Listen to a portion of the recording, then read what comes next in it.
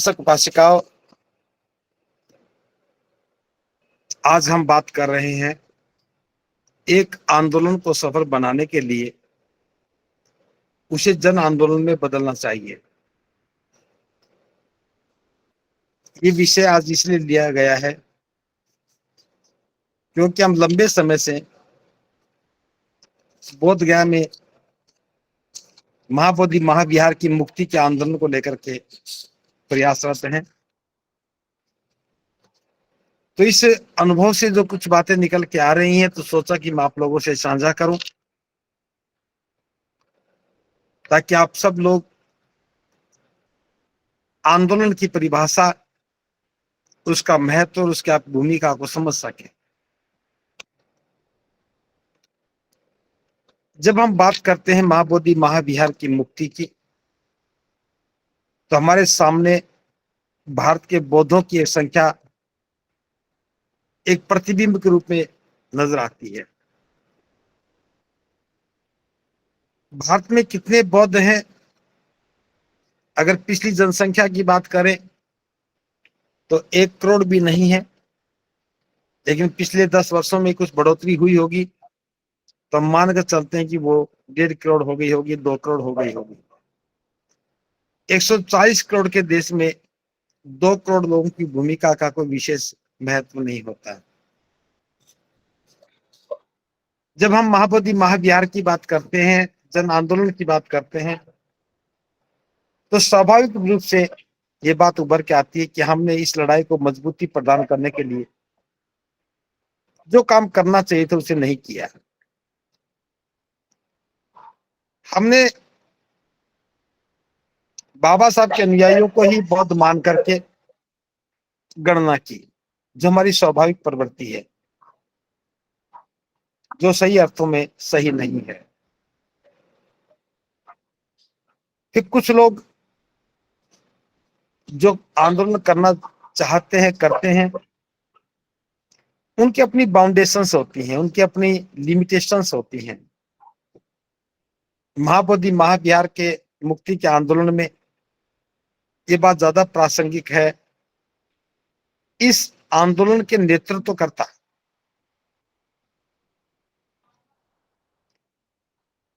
इसका आकलन नहीं कर पाए कि एक आंदोलन कितना लंबा चल सकता है, उसकी ताकत के लिए क्या करना पड़ता है, उसमें जनता की भागीदारी बनाने के लिए क्या प्रयास करने होंगे। बिना सही गणना किए ये आंदोलन शुरू कर दिया गया। एक बार लोगों की भागीदारी नजर आने लगी, लेकिन जल्दी ही वो प्रोसेस भी धीमा हो गया। अब बुद्ध पूर्णिमा का उत्सव आने वाला है। आयोजकों की नजर बुद्ध पूर्णिमा पर टिकी है, लेकिन बुद्ध पूर्णिमा और आज के बीच में अभी लगभग 20 दिन का समय बाकी है। जब जनता आंदोलन से मुंह फेर लेती है तो बहुत मुश्किल हो जाता है। यहां बैठकर के इस बात को समझा जा सकता है कि आंदोलनकारी नेतृत्व करता है, जनता को साथ जोड़ने में विशेष भूमिका नहीं निभा रहे। जो यहां आता है उसका स्वागत है, जो नहीं आ रहा उसके प्रति चिंतित नहीं है का भाव आंदोलन को कमजोर करने में सहायक हो जाता है। नेतृत्व की कुछ जिम्मेदारियां हैं, हम सब लोगों को समझनी चाहिए कि नेतृत्वकर्ता कभी भी आशंकित ना रहे, मजबूत होना चाहिए, खुद पर विश्वास होना चाहिए, ताकि किसी भी निर्णय को वो निडरता के साथ ले सके। अगर लीडर निर्भय नहीं है, किसी भी निर्णय को लेते समय वह लाभ हानि का भाव रखता है, तब नेतृत्व कमजोर ही दिखता है। नेतृत्वकर्ता को विजनरी होना चाहिए। आने वाले समय में क्या प्रभाव पड़ेगा, लोग कैसे मूल्यांकन करेंगे और हमारी रणनीति का आंदोलन पर क्या प्रभाव पड़ेगा, इसका गणना उसे बहुत अच्छे तरीके से करनी चाहिए। कोई भी विचार जनता का निर्णय कब बनता है, जब उस निर्णय में जनता की भागीदारी होती है। यानी जब भी कोई लीडर निर्णय लेता है, जनता को यह बात समझ में आनी चाहिए कि ये उसका अपना निर्णय है।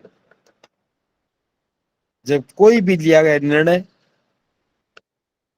जनता की भागीदारी को दिखाता है तो जनता का हो जाता है। महाबोधि महाविहार में मैं देख रहा हूं आंदोलन में अभी एक भी ऐसा निर्णय नहीं आया जिसे जनता अपना निर्णय समझे। पुलिस ने धरना स्थल को उठाया, भूख हड़ताल टूटी, धरने में कन्वर्ट हुआ। एक भावनात्मक विषय था, लोगों का ध्यान इस ओर गया और वे बड़ी संख्या में उमड़ पड़े। आंदोलन मजबूत दिखने लगा, लेकिन उसके बाद कोई बड़ी घटना नहीं घटी तो आंदोलन शिथिल हो गया। इसका अर्थ यह हुआ कि नेतृत्वकर्ता और जनता के बीच में संवाद की बहुत बड़ी कमी है। संवादहीनता किसी भी ताकत को कमजोर बनाने में देर नहीं लगाती। हमने बहुजन आंदोलन को देखा है, मान्यवर साहब कांशीराम जी के उस दौर के आंदोलनों को देखा है, जब साहब कांशीराम जी जनता के बीच में खड़े होकर के जनता की बात करते थे, लोगों के बीच में खड़े होकर के कार्यकर्ताओं को हौसला बढ़ाते थे, कार्यकर्ताओं के साथ बैठ करके रणनीति की बातें समझाते थे। तो हर कार्यकर्ता को लगता था कि इस आंदोलन में इसकी भूमिका है। साहब के बाद राजनीतिक आंदोलन में इस प्रकार का व्यक्तित्व नहीं रहा, कार्यकर्ताओं का मनोबल बढ़ाने वाला नहीं रहा। तो उसका हास्य हम आज देख रहे हैं, बहुजन आंदोलन बिना शाबाशी के कार्यकर्ता विहीन हो गया। कमोबेश ऐसा ही इस आंदोलन में दिख रहा है। आंदोलनकर्ता और कार्यकर्ता के बीच में कोई सामंजस्य नहीं है। आंदोलनकर्ता और कार्यकर्ता का संबंध नहीं है। और अगर मैं स्पष्ट शब्दों में बात करूं, कार्यकर्ताओं का ना होना आंदोलन की सबसे बड़ी कमजोरी है। एक नेतृत्वकर्ता को चाहिए कि वो कार्यकर्ताओं की पहचान करे, उनको प्रोत्साहित करे और उन्हें जिम्मेदारी दे, क्योंकि बिना जिम्मेदारी के कार्यकर्ता भी कार्यकर्ता नहीं होता है। तो नेतृत्वकर्ता और कार्यकर्ता के बीच में एक संवाद होता है, विश्वास का संवाद। जब वो विश्वास टूटता है तो कार्यकर्ता कमजोर हो जाता है। नेतृत्वकर्ता और कार्यकर्ता के बीच का जो विश्वास है वही संबंध है। विश्वास जितना मजबूत होगा, संबंध उतना ही घनिष्ठता का होगा, और विश्वास जितना सतही होगा, संबंध उतना ही कमजोर होगा। महाबोधि महाविहार की मुक्ति के आंदोलन के संदर्भ में यहाँ एक बहुत बड़ी कमजोरी नजर आ रही है। कार्यकर्ता और नेतृत्वकर्ता के बीच में संबंध नहीं नजर आ रहा। ऐसे में आंदोलन गतिशील कैसे हो सकता है?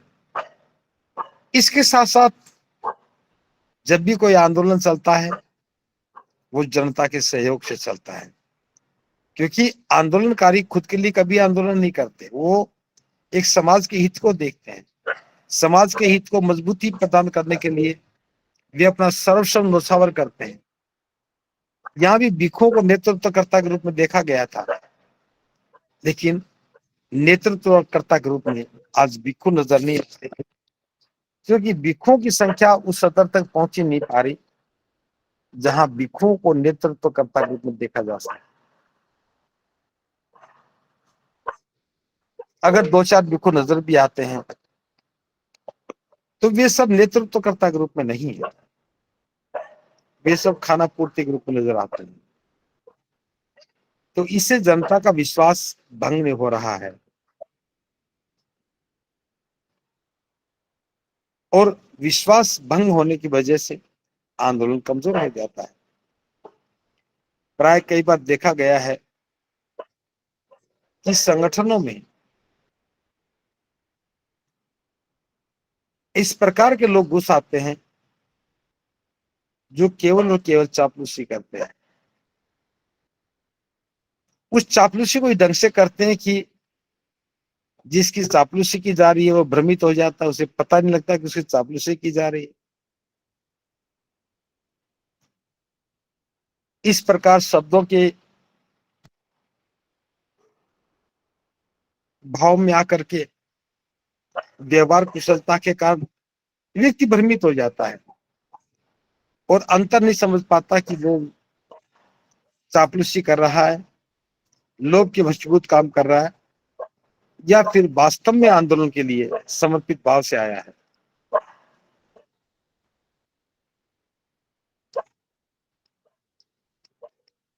तो इस प्रकार से जो व्यक्ति चापलूसी करके नेतृत्वकर्ता का विश्वसनीय बनता है उसकी बहुत सारी कमजोरियां होती हैं जो नेतृत्वकर्ता के व्यक्तित्व को प्रभावित करती है।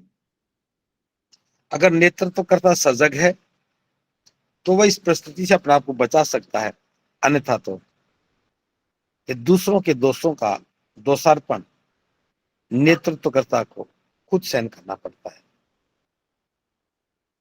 नेतृत्वकर्ता को हमेशा ऊर्जावान बने रहना चाहिए। एक ऊर्जावान नेतृत्वकर्ता ही जनता के साथ अच्छा संवाद स्थापित करता है और जो जनता के साथ अच्छा संवाद स्थापित करता है लोग उसे नेता स्वीकार करते हैं, उसके साथ खड़े होते हैं। तो नेतृत्वकर्ता को कभी भी थकने वाला नहीं होना चाहिए। उसके पास जितना भी समय है वो संवाद बनाने में इस्तेमाल करना चाहिए। वो सारा समय नई योजनाओं को करने में लगना चाहिए। एक आम आदमी के साथ समन्वय कैसे बने, उनकी भागीदारी कैसे सुनिश्चित हो, वो किस प्रकार से काम करे कि जनता और नेतृत्वकर्ता के बीच में एक विश्वास कायम हो जाए। देखिए, जब भी हम नेतृत्वकर्ता की बात करते हैं तो एक बात सुस्पष्ट है कि नेतृत्वकर्ता समाज का नेतृत्व करता है, इसलिए उसे सामने रहना होता है। उसे कई बार बहुत तेज गति से निर्णय लेना पड़ता है।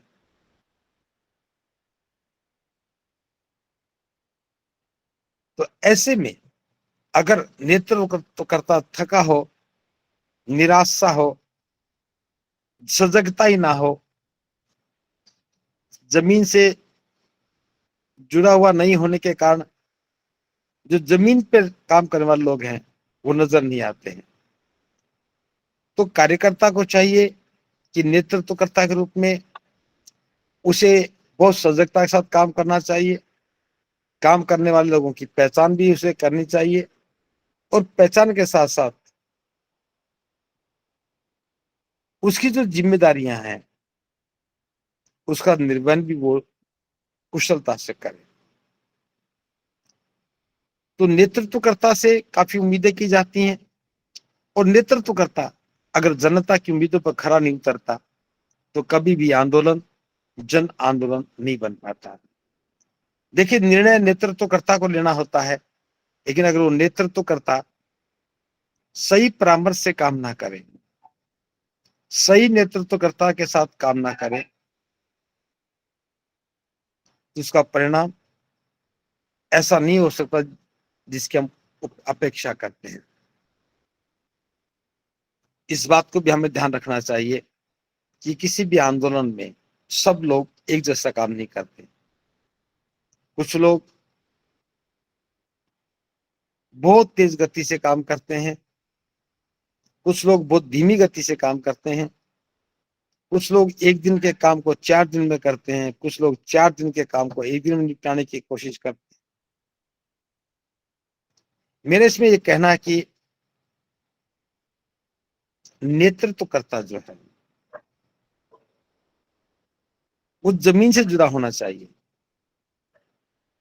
वास्तव में जो कार्यकर्ता बन के आए हैं उनकी फैमिली बैकग्राउंड क्या है, उनकी जिम्मेदारियां क्या हैं, क्या परिवार को संतुष्ट कर पा रहा, नहीं कर पा रहा, क्या जो लोग काम नहीं करते हैं क्या उनसे कोई संबंध स्थापित हो रहा है, जो लोग आ नहीं रहे हैं क्या उनसे कोई संबंध बनाने के लिए योजना बनाई है। देखिए, किसी भी आंदोलन में अगर हम लोगों की आवश्यकता है और पहुंच नहीं रहे हैं तो समझ जाइए कि नेतृत्वकर्ता या तो चाहता नहीं है या फिर उसके पास काम करने वाले लोग नहीं। तो इस प्रकार से कोई भी आंदोलन सफल बनाया जा सकता है अगर वो जनता के साथ जुड़ गया है, जनता की भावनाओं के साथ जुड़ गया है, जो हमारे लिए योद्धा बनकर के आ रहे हैं, लड़ने के लिए आ रहे हैं, वे इस भाव को समझ सके। ये लड़ाई हमारे लिए है, ये लड़ाई बौद्ध विरासत के लिए है। तो सब व्यक्तियों को समझना चाहिए, कुछ को समझाने के प्रयास करने चाहिए। और मैं कहना चाहूंगा कि आंदोलन बार बार नहीं होते हैं। किसी भी आंदोलन को शुरू करने के लिए बहुत ताकत चाहिए, बहुत शक्ति चाहिए। अगर हम इस बात को समझ जाएं तो फिर निश्चित रूप से कामयाबी मिलेगी। और यदि हम उतना नहीं कर पाए तो आरोप लगाने के लिए बहुत सारे लगेंगे। किसका नाम पहले नंबर पर है, किसका दूसरे नंबर पर है, कौन 8वें नंबर पर है, कौन 10वें नंबर पर है।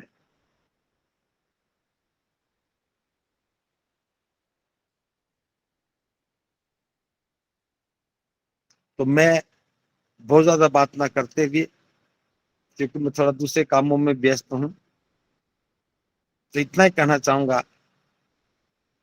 कि महाबोधि महाविहार का जो आंदोलन चल रहा है, कार्यकर्ताओं की कमी, लोगों का जन समर्थन और बिखों की उदासीनता के कारण आंदोलन आज कुछ कमजोर नजर आ रहा है। मैं चाहूंगा कि आप अपने आसपास के जो भिक्षु हैं उनको बोध गया आने के लिए प्रेरित करें और ये भी समझाएं कि बुद्ध पूर्णिमा हम सबके लिए महत्वपूर्ण है, लेकिन उससे कहीं ज्यादा आंदोलन के लिए महत्वपूर्ण है। तो मैं कामना करता हूं कि आप सब लोग इन बातों को ठीक से समझ करके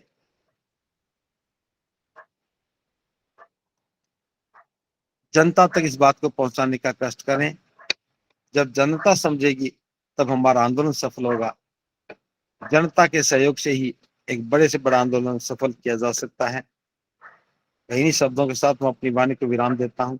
भावत्व सब मरना, भावत्व सब, भावत्व सब।